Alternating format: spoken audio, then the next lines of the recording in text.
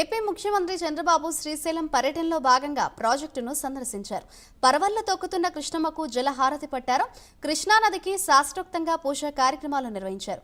కృష్ణానదికి జలహారతి ఇచ్చిన అనంతరం చంద్రబాబు సాగునీటి వినియోగదారులతో సమావేశం నిర్వహించారు. రాయలసీమను రతనాల సీమగా మార్చే బాధ్యత తనదని సీఎం చంద్రబాబు అన్నారు. ప్రాజెక్టులకు అత్యంత ప్రాధాన్యత ఇస్తున్నామన్నారు. టీడీపీ సిద్ధాంతం సామాజిక న్యాయమని స్పష్టం చేశారు సీఎం.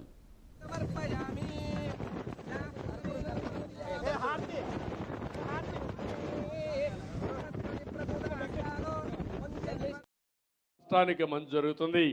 దీనికి పూర్తిగా ముందుకు రావాల్సిందిగా మరొక్కసారి కోరుకుంటూ, నాకైతే ఇంకా ఎక్కువ సమయం మీతో గడపాలని కానీ మళ్ళీ మడకసిరికి వెళ్ళి సాయంత్రం హైదరాబాద్ పోవాలంటే మళ్ళీ లాజిస్టిక్స్ ఇవన్నీ పర్మిట్ చేయమని అప్పుడే మా వాళ్ళు చెప్తున్నారు. ఏదేమైనా మళ్ళీ వస్తా. ఈ శ్రీశైలాన్ని ఒక దివ్య క్షేత్రంగా తయారు చేసే బాధ్యత తీసుకుంటాం. ఇది ఒక పవిత్రమైన పుణ్య భూమి. ఇక్కడ భారతదేశంలోనే కాకుండా ప్రపంచం మొత్తం కూడా వచ్చే అవకాశాలు ఉన్నాయి.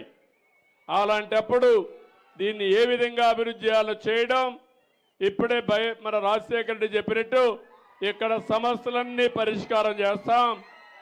సబరి గారు చెప్పినట్టు ఏదైతే నేషనల్ హైవే